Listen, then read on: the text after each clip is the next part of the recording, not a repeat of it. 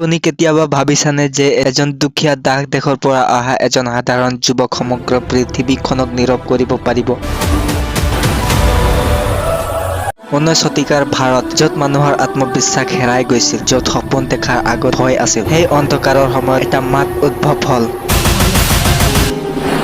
যিয়ে তৰোৱালৰ লগত যুঁজিব পৰা নাছিল, কোনোৱেই ক্ষমতালৈ ভয় কৰা নাছিল। এই মানুহজনৰ কাহিনী যিয়ে বিশ্বক কৈছিল, ভাৰত দুৰ্বল নহয়, কেৱল আমাৰ বিশ্বাসহে দুৰ্বল আছে। ই কেৱল ইতিহাস নহয়, এইটো এটা কাহিনী যিয়ে আপোনাক আপোনাৰ ভিতৰত লুকাই থকা শক্তিৰ কথা মনত পেলাই দিয়ে। 19 শতিকাৰ ভাৰতে দাসত্ব, দৰিদ্ৰতা আৰু আত্মবিশ্বাসৰ অভাৱৰ সৈতে যুঁজি আছিল। মানুহে নিজকে দুৰ্বল বুলি গণ্য কৰিবলৈ আৰম্ভ কৰিছিল। একে সময়ছোৱাতে এটা সাধাৰণ পৰিয়ালত জন্মগ্ৰহণ কৰা এজন যুৱক, নৰেন্দ্ৰ নাথ দত্ত, যাক আজি বিশ্বই স্বামী বিবেকানন্দ বুলি জানে। সৰুৰে পৰা নৰেন্দ্ৰ আছিল এজন প্ৰশ্নবোধক প্ৰশ্নকাৰী। তেওঁ অন্ধবিশ্বাসত বিশ্বাস কৰা নাছিল আৰু যুক্তিৰ জৰিয়তে ঈশ্বৰক বুজিব বিচাৰিছিল। জীৱনত বহুবাৰ এনেকুৱা সময় আহিছিল যেতিয়া তেওঁৰ খাদ্যৰ বাবেও টকা নাছিল। বহু ঠাইত তেওঁ অপমানৰ সন্মুখীন হ'বলগীয়া হৈছিল, কিন্তু হাৰ নামানিলে। এদিন তেওঁ ৰামকৃষ্ণ পৰমহংসক লগ পাইছিল। ইয়াৰ পৰাই তেওঁৰ জীৱন সলনি হ'ল। তেওঁ জানিব পাৰিলে যে প্ৰকৃত শক্তি মানুহৰ ভিতৰতে নিহিত হৈ আছে। 1893 চনত যেতিয়া তেওঁ চিকাগোত বিশ্ব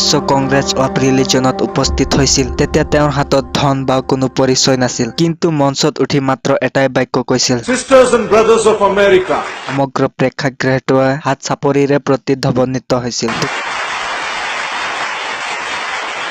দুখীয়া দেশৰ এজন সাধাৰণ সন্যাসী সমগ্ৰ বিশ্বৰ সন্মুখত ভাৰতৰ কণ্ঠস্বৰ হৈ পৰিল। তেওঁ প্ৰমাণ কৰিলে যে কোনো দৰিদ্ৰতা, আত্মবিশ্বাস, জ্ঞান আৰু সাহসতকৈ বেছি নহয়। স্বামী বিবেকানন্দই যুৱ-যুৱতীসকলক মাত্ৰ এটা বাৰ্তা দিছিল, লক্ষ্য লাভ নকৰালৈকে সজাগ আৰু বন্ধ নহয়। তেওঁৰ কাহিনীয়ে আমাক শিকাইছে যে পৰিস্থিতি যিমানেই কঠিন নহওক কিয়, আমি যদি নিজকে ডাঙৰ বুলি ভাবো আৰু নিজকে বিশ্বাস কৰো, তেন্তে ইতিহাস সলনি কৰিব পৰা যায়। ধন্যবাদ।